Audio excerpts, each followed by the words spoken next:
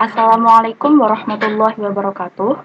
Perkenalkan, nama saya Irviana Salsabila Nisa Darajati, NIM 20020074036 dari kelas PB 2020, jurusan Bahasa dan Sastra Indonesia. Saya akan menjelaskan mengenai jurnal yang berjudul Analisis Penggunaan Tata Bahasa Indonesia dalam Penulisan Karya Tulis Ilmiah, Studi Kasus Artikel Ilmiah, karya Retno Asihanti Setiorini. Pendahuluan, penggunaan bahasa akan berubah sesuai dengan kebutuhan penuturnya. Kesesuaian antara bahasa dan pemakaiannya ini disebut ragam bahasa. Dalam penggunaan bahasa, khususnya bahasa Indonesia, dikenal berbagai macam ragam bahasa dengan pembagiannya masing-masing, seperti ragam formal, semi-formal, non-formal, ujaran tulisan, jurnalistik, iklan, populer, dan ilmiah.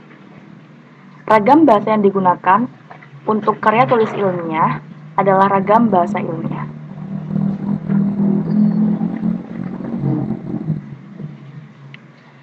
Jenis karya tulis ilmiah.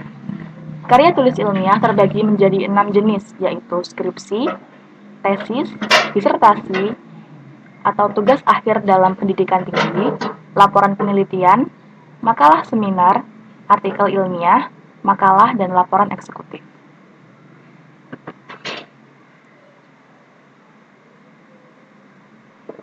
Saya akan membahas mengenai artikel ilmiah. Ciri penggunaan bahasa ilmiah yang baik, yakni format penulisan, pilihan kata atau diksi, kalimat efektif, paragraf, dan pedoman penulisan.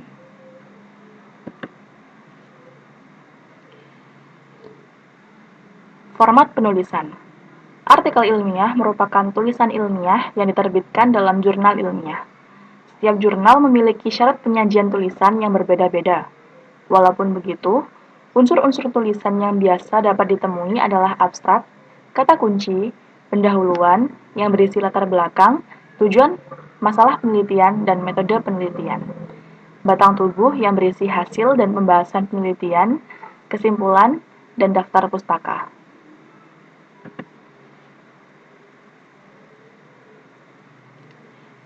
Kemudian pilihan kata atau diksi.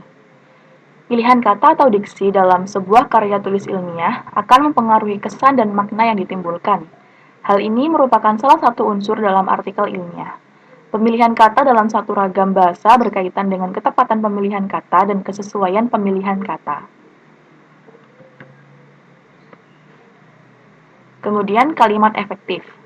Kalimat efektif adalah kalimat yang dapat mengungkapkan gagasan penulisnya dengan baik, sehingga pembaca akan menangkap gagasan di balik kalimat tersebut dengan tepat. Karena tujuan seorang menulis adalah mengomunikasikan gagasan yang dimilikinya kepada para pembaca. Kemudian paragraf. Paragraf merupakan perluasan pikiran dari kalimat. Pembagian paragraf berdasarkan fungsinya dalam satu karangan akan mempermudah pembaca memahami struktur karangan. Dalam sebuah paragraf, terdapat kalimat pembuka, isi, dan penutup.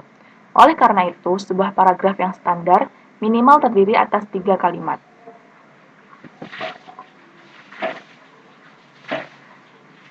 Kemudian, yang terakhir, pedoman penulisan.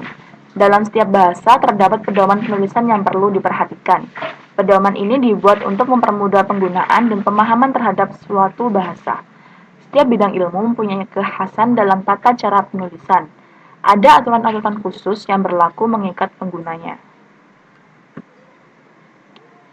Kesimpulan dari jurnal yang saya presentasikan adalah ragam bahasa yang digunakan dalam karya tulis ilmiah adalah ragam bahasa ilmiah. Artikel ilmiah ditulis menggunakan ragam bahasa ilmiah. Ada aturan-aturan tata bahasa dan pedoman ejaan yang perlu diikuti. Standar berbahasa yang perlu diperhatikan dalam ragam bahasa ini meliputi pemilihan kata yang tepat, kalimat efektif, kepaduan paragraf, dan pedoman penulisan.